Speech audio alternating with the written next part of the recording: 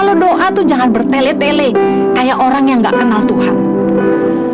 Dan firman Tuhan mengajarkan bahwa panjang pendeknya doa tidak menjadi ukuran doa yang baik. Kadang-kadang apa yang kita minta, kita tuh gak tahu apakah itu baik sebenarnya buat kita atau enggak. Tapi yakini bahwa Tuhan tahu yang terbaik buat kita. Jangan serakah minta yang kita butuh aja. Saya yakin kalau kita berdoa minta sesuatu hanya untuk memuaskan hawa nafsu, pasti doa kita nggak dijawab Tuhan.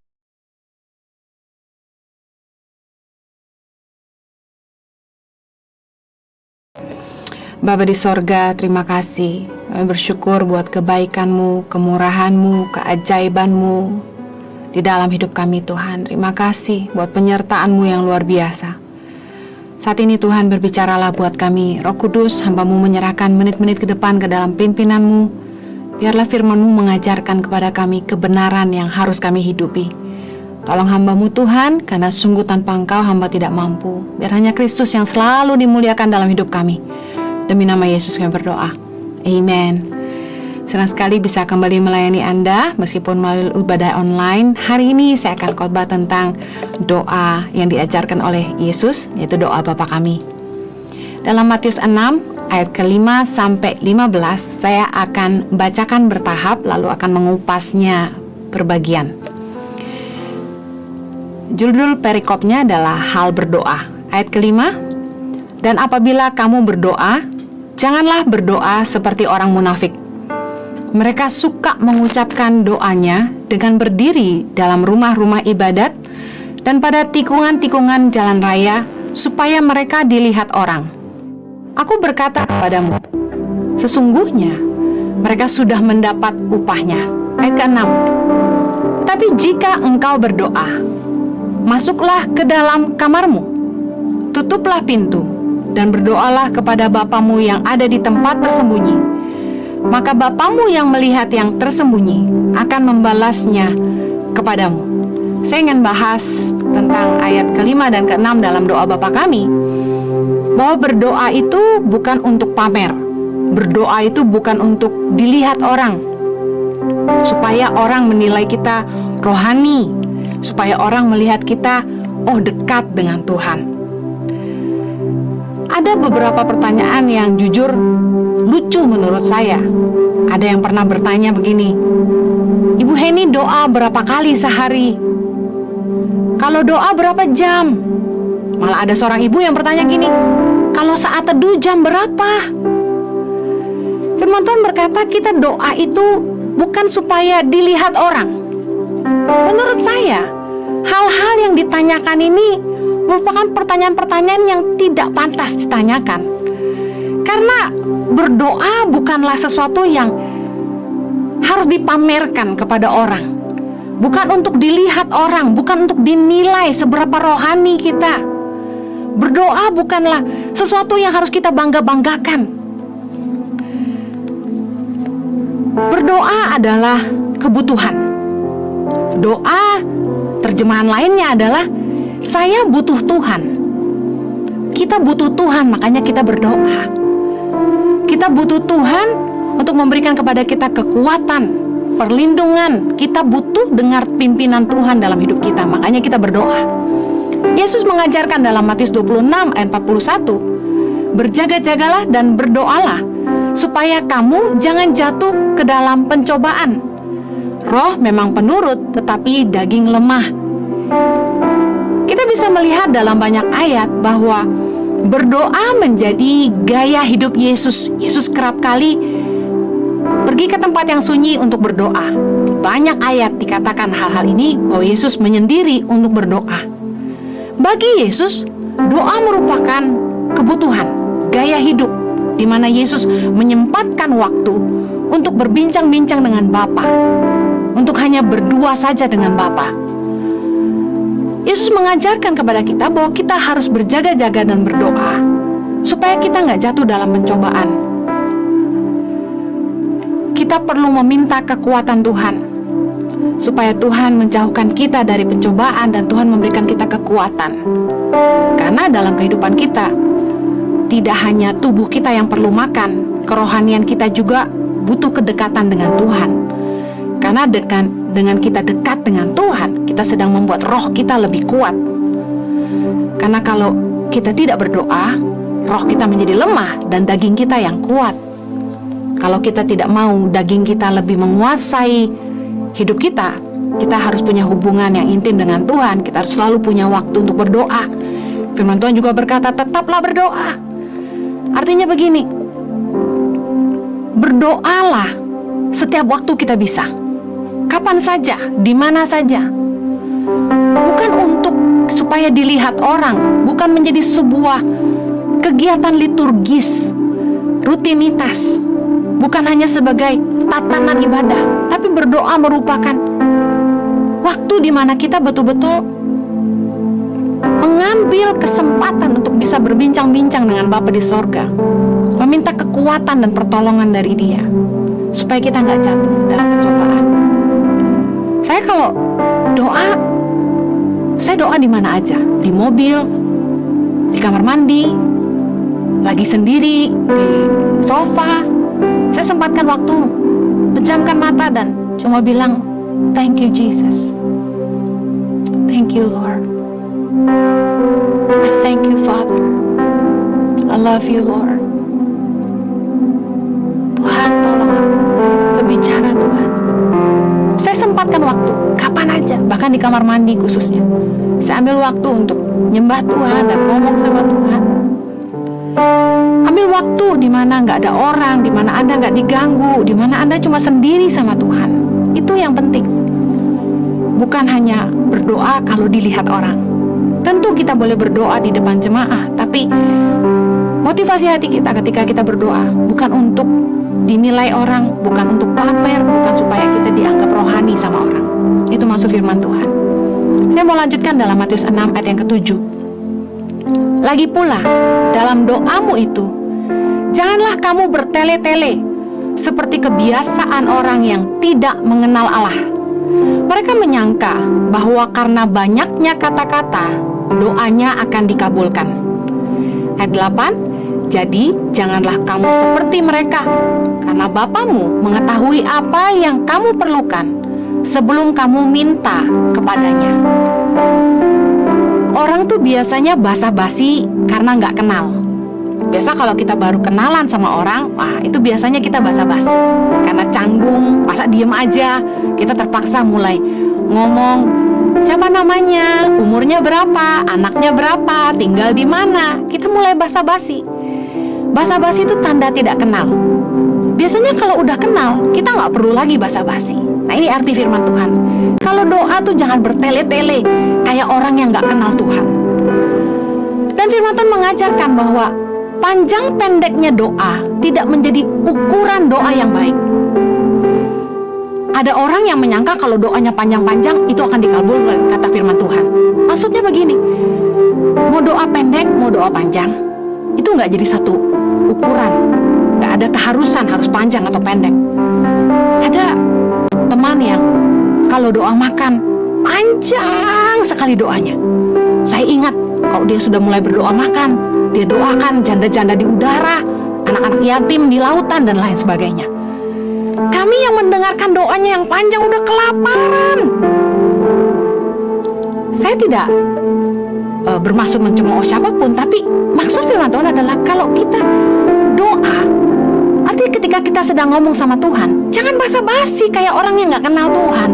Kalau kita udah kenal, gak usah basa-basi, udah to the point aja. Mari belajar dari Yesus. Yesus kalau doa itu singkat, to the point. Bahkan waktu mau perjamuan kudus, Yesus bilang, Yesus mengangkat roti lalu mengucap syukur lalu membagi-bagikan. Cuma mengucap syukur. Yesus kalau mau makan hanya mengucap syukur. Saya kalau doa makan begini, Bapak terima kasih buat makan ini. Terima kasih Tuhan buat kasih. Dalam nama Yesus, amin. Makan saya. Pernah suatu kali saya makan dengan orang, karena saya doanya cepat, sedangkan dia lambat, saya jadi nggak enak mau makan duluan. Pernah juga saya doa di antara teman-teman hamba Tuhan, ketika saya disuruh berdoa, saya cuma bilang begini, Bapak terima kasih kalau kami boleh makan apa yang kami mau makan. Berkati dan kuduskan Tuhan, jadi kekuatan kesehatan buat kami. Berkati tangan-tangan yang menyediakannya, dalam nama Yesus, amin.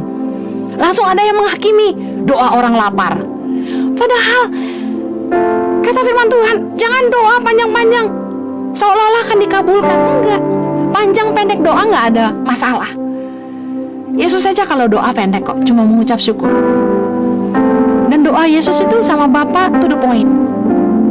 Bapa, kalau boleh cawan ini dilalukan daripadaku, tapi bukan kehendakku tapi kehendakmu. Straight to the point. Saya kalau doa pun sama Tuhan langsung aja. Karena firman Tuhan berkata, Tuhan tahu apa yang kita perlukan sebelum kita meminta. Kalau saya udah tertekan banget, saya cuma doa sama Tuhan, Bapa tolong, Lord help me, Lord please help me. Saya tahu Tuhan ngerti apa yang saya mau, Tuhan ngerti apa yang saya butuh, meskipun saya nggak cerita panjang lebar.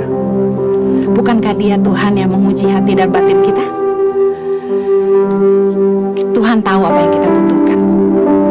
Jadi jangan menghakimi orang yang doanya pendek. Matius 6 ayat yang ke-9. Karena itu, berdoalah demikian. Bapa kami yang di sorga, dikuduskanlah namamu. Yesus mengajarkan supaya kita memanggil Dia Bapa.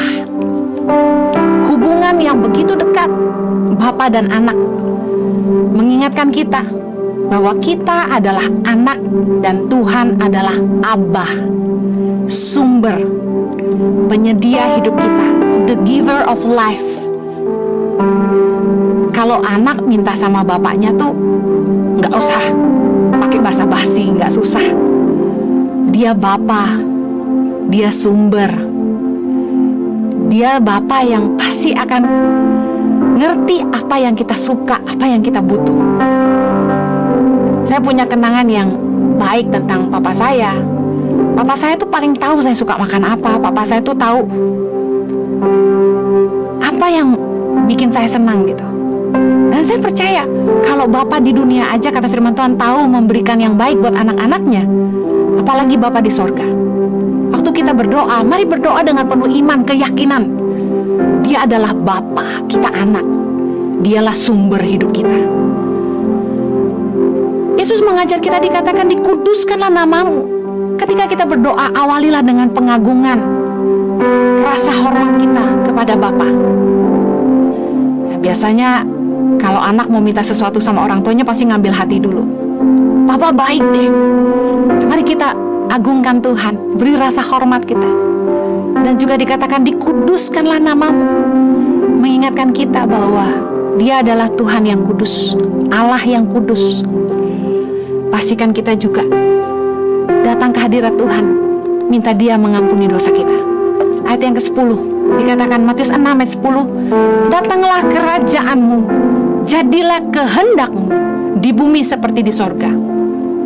Apapun yang kita doakan, belajarlah berserah kepada kehendak Tuhan yang terbaik bagi kita. Kerajaanmu bicara soal begini, bahwa kehendak Tuhan sebagai raja dalam hidup kita itu paling penting. Apa yang raja mau, kita harus ikut. Apapun yang kita mau, kita bisa sampaikan kepada Dia. Tetapi belajarlah bahwa kita harus berserah kepada kehendak Tuhan yang kita harus yakini bahwa itu jauh lebih baik buat kita, karena Tuhan yang jauh lebih ngerti apa yang kita butuh. Tuhan yang paling tahu apa yang terbaik buat kita. Kita cuma bisa melihat apa yang ada di depan mata. Tuhan yang sudah mengatur hidup kita sampai pada akhirnya. Makanya firman Tuhan berkata, jadilah kehendakmu di bumi seperti di surga. Biarlah apapun yang kita doakan, kita minta biar kehendak Tuhan yang jadi buat kita. Belajar seperti Yesus. Ketika Yesus berdoa dalam Lukas 22:42, Yesus berkata, ya Bapakku, jikalau engkau mau, ambillah cawan ini daripadaku. Tetapi bukanlah kehendakku, melainkan kehendak-Mu lah yang terjadi. Jadi ketika kita berdoa, kita boleh minta apa aja sama Tuhan.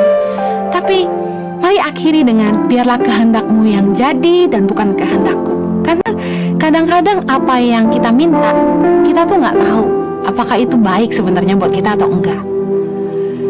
Tapi yakini bahwa Tuhan tahu yang terbaik buat kita. Matius 6 ayat 11. Berikanlah kami pada hari ini makanan kami yang secukupnya. Mengingatkan, pastikan kita meminta bukan karena serakah. Karena kadang-kadang yang kita minta itu salah. Mintalah yang kita butuhkan. Berikanlah kami makanan kami yang secukupnya. Artinya jangan serakah, minta yang kita butuh aja. Saya yakin kalau kita berdoa minta sesuatu hanya untuk memuaskan hawa nafsu, pasti doa kita nggak dijawab Tuhan. Yakobus 4 ayat 3 bilang gini. Atau kamu berdoa juga, tetapi kamu tidak menerima apa-apa karena kamu salah berdoa. Sebab yang kamu minta itu hendak kamu habiskan untuk memuaskan hawa nafsumu. Contoh, kita jatuh cinta sama suami orang, lalu kita berdoa meminta supaya istrinya dipanggil Tuhan. Kan itu salah. Gak mungkin doa yang hanya memuaskan hawa nafsu kita dijawab Tuhan. Matius 6 ayat 12. Dan ampunilah kami akan kesalahan kami, seperti kami juga mengampuni orang yang bersalah kepada kami. Ayat 13. Dan janganlah membawa kami ke dalam pencobaan, tetapi lepaskanlah kami daripada yang jahat. Karena Engkaulah yang mempunyai kerajaan dan kuasa dan kemuliaan sampai selama-lamanya. Amin. Karena jikalau kamu mengampuni kesalahan orang, Bapamu yang di sorga akan mengampuni kamu juga. Tapi jikalau kamu tidak mengampuni orang, Bapamu juga tidak akan mengampuni kesalahanmu. Saya ingin tutup bagian akhir ini. Yesus mengajar kita tentang hal mengampuni. Yesus mengajarkan kita bahwa di dalam doa kita perlu untuk meminta ampun kepada Bapa atas kesalahan-kesalahan kita. Belajar terbuka dan mengakuinya di hadapan Bapa. Tapi Yesus juga mengingatkan bahwa kalau kita ingin diampuni dan kita ingin doa kita didengar Tuhan, kita juga harus mengampuni orang yang bersalah kepada kita. Karena di ayat yang selanjutnya dikatakan, janganlah membawa kami ke dalam pencobaan, tapi lepaskanlah kami daripada yang jahat. Tahukah Anda bahwa dosa, dendam, amarah, kepahitan, kebencian akan membawa kita ke dalam pencobaan? Dalam Kejadian 4 ayat yang ke-6, dalam kisah Kain dan Habel, firman Tuhan kepada Kain, mengapa hatimu panas dan mukamu muram? Apakah mukamu tidak akan berseri jika engkau berbuat baik? Tapi jika engkau tidak berbuat baik, dosa sudah mengintip di depan pintu. Ia sangat menggoda engkau, tetapi engkau harus berkuasa atasnya. Ayat ini berkaitan. Pertama, kita harus minta ampun kepada Tuhan atas kesalahan kita, seperti kita juga harus mengampuni orang yang bersalah kepada kita. Kita minta supaya Tuhan menjauhkan kita dari pencobaan dan melepaskan kita dari jahat. Tuhan tidak mungkin menjauhkan kita dari pencobaan atau melepaskan kita dari jahat kalau kita sendiri tidak mengampuni kesalahan orang. Dalam kisah Kain dan Habel, karena Habel persembahannya berkenan kepada Tuhan, Kain iri hati, hatinya panas dan mukanya muram. Tuhan menegur Kain dan mengingatkan dia bahwa dia harus berbuat baik. Karena dosa sudah mengintip. Artinya apa? Amarah, dendam, kebencian, kepahitan adalah celah bagi iblis untuk masuk dalam hidup kita. Celah bagi iblis untuk menguasai kita, membawa kita kepada pencobaan.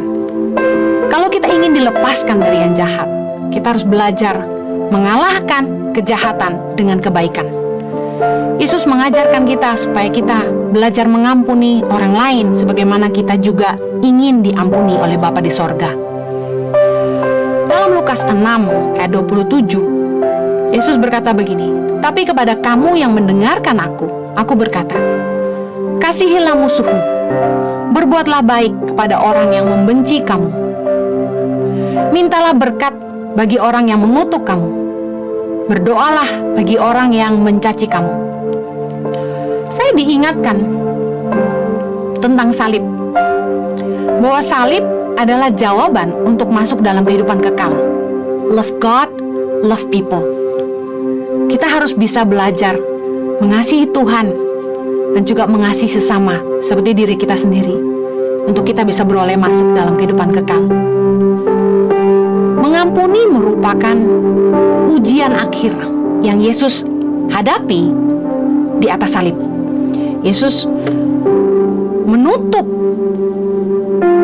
akhir hidupnya di bumi sebagai manusia dengan melepaskan pengampunan kepada orang-orang yang telah menganiaya dia. Yesus berkata, Bapa, ampunilah mereka karena mereka tidak tahu apa yang mereka perbuat. Dalam hal ini, saya yakin satu-satunya hal yang bisa menghancurkan hidup kita adalah kebencian, kepahitan di dalam hati kita. Ketika kita tidak bisa mengampuni orang, maka kita akan merusak hati kita sendiri. Hati kita menentukan hidup kita. Mari belajar untuk melepaskan pengampunan, mengampuni semua orang yang bersalah kepada kita. Ada yang pernah berkata kepada saya, Bu Heni, kenapa sulit sekali mengampuni? Saya ingin berkata begini, ayo berdoa sama Tuhan, minta ampun kalau selama ini kita tidak bisa mengampuni, dan minta anugerah Tuhan menolong kita supaya kita bisa melupakan kesalahan orang, supaya apa yang terekam di alam bawah sadar kita, di dalam pikiran kita, memori kita adalah hal-hal yang baik tentang orang itu. Mari minta anugerah Tuhan. Saya pernah berdoa seperti ini dulu. Ketika saya berdoa sama Tuhan, saya bilang, Tuhan, saya mau belajar mengampuni orang tua saya mau belajar mengampuni papa mama saya yang menelantarkan saya waktu saya kecil. Saya ingin supaya saya hanya ingat hal-hal yang baik tentang mereka, dan anugerah Tuhan luar biasa. Segala sesuatu yang saya ingat tentang papa saya khususnya adalah hal-hal yang baik. Kopi contohnya. Kopi merupakan kegemaran saya enjoy banget minum kopi. Bagaimana saya bisa suka kopi? Karena waktu saya kecil, dari saya umur 6 tahun, saya suka ngopi berdua sama papa saya di kopi tiam sambil makan roti bakar pakai mentega isi gula. Ketika anak saya bertanya, Mama, waktu masih kecil Mama suka es krim, saya langsung teringat dulu papa saya pernah mengajak saya ke kafe untuk makan es krim. Banyak hal, memori tentang papa yang baik, yang indah. Saya ingat waktu saya masih kecil, sebelum papa saya keluar kota, pagi-pagi jam 4 pagi, subuh-subuh, papa saya suka cium pipi saya dan bilang, Papa pergi ya. Begitu banyak memori yang indah. Sementara sebenarnya papa saya banyak bikin salah. Tapi herannya anugerah Tuhan memampukan saya mengampuni papa saya, bahkan menerima dia lagi, dan melupakan kesalahannya dan lebih mengingat kebaikannya. Dalam hidup ini gak ada orang yang gak pernah bikin salah. Kita pun pasti pernah berbuat salah. Saya pun pernah berbuat salah sama anak-anak saya. Tentu saya tidak ingin anak-anak saya membenci saya. Sama halnya kalau kita ingin Bapa di sorga mengampuni kita dan menerima kita dalam kerajaan kekalnya suatu hari nanti. Ayo belajar mengampuni orang lain juga. Karena di dalam doa Bapa kami ini diakhiri dengan, kalau kita nggak bisa mengampuni kesalahan orang, Bapa di sorga juga tidak akan bisa mengampuni kesalahan kita. Kenapa hidup kita nggak diberkati? Kenapa kayaknya doa kita nggak dijawab? Mungkin masih ada sesuatu yang belum kita bereskan. Mari ampuni. Mari berdoa buat orang-orang yang telah menyakiti kita, seperti doa Yesus di atas kayu salib. Ampunilah mereka, karena mereka tidak tahu apa yang mereka perbuat. Mari kita akhiri ibadah ini dengan berdoa Bapa kami. Bapa kami yang di sorga, dikuduskanlah nama-Mu, datanglah kerajaan-Mu, jadilah kehendak-Mu, di bumi seperti di sorga. Berikanlah kami pada hari ini makanan kami yang secukupnya, dan ampunilah kami akan kesalahan kami, seperti kami juga mengampuni orang yang bersalah kepada kami. Dan janganlah membawa kami ke dalam pencobaan, tapi lepaskanlah kami daripada yang jahat. Karena Engkaulah yang mempunyai kerajaan dan kuasa dan kemuliaan sampai selama-lamanya. Amin. Saya percaya kita semua sudah diberkati firman Tuhan sampaikan Heni Kristianus. Mari hidupi dan lakukan, maka kita akan berbuah dan berdampak bagi Tuhan dan sesama. Mari kita persiapkan hati kita untuk berdoa. Bapa di surga, kami bersyukur untuk ibadah di mana Tuhan menyertai dari awal, pertengahan, sampai akhir. Dan kami juga bersyukur Tuhan telah menyertai kami sehingga kami boleh ada di minggu pertama tahun 2021. Terima kasih untuk segala kebaikan-Mu dan anugerah-Mu. Kami tidak bisa balas segala kebaikan-Mu Tuhan, kecuali kami mempersembahkan hidup kami agar terus menyenangkan hati Tuhan. Mampukan kami untuk terus jadi pelaku kebenaran firman Tuhan, sehingga sepanjang tahun ini kami dijaga Tuhan, dilindungi Tuhan dari segala sakit penyakit, dari segala tangan orang jahat, dari segala bencana alam, dari bentuk kecelakaan apapun, baik itu di luar rumah maupun di dalam rumah. Biar Engkau boleh melindungi sepanjang tahun 2021 dengan anugerah dan perlindungan-Mu yang sempurna. Terima kasih Tuhan Yesus. Kami saat ini juga berdoa buat bangsa dan negara kami, memberkati Indonesia. Biar Tuhan melindungi dari penambahan jumlah penularan COVID-19. Engkau boleh memberikan stamina yang kuat bagi setiap umat-Mu dan rakyat Indonesia. Dan juga rakyat Indonesia bisa punya hati untuk terus menjalankan protokol kesehatan, meningkatkan stamina mereka Tuhan. Kami juga berdoa biar Tuhan memberikan hikmat buat pemerintah bangsa kami untuk menanggulangi penambahan COVID-19 ini segera bisa dikendalikan. Tuhan berikan hikmat buat pemerintah kami agar terus bisa memajukan ekonomi, bahkan mengembangkan, memberdaya manusia-manusia yang ada di Indonesia ini, sehingga mereka semakin boleh bertumbuh secara intelektual, secara kesehatan, secara kemampuan dan sebagainya. Juga Tuhan memberkati untuk politik Indonesia semakin stabil, dijaga dan lindungi Tuhan sepanjang tahun 2021. Terima kasih juga buat mereka yang sudah memberikan persembahan buat Impact Community Indonesia di minggu pertama ini.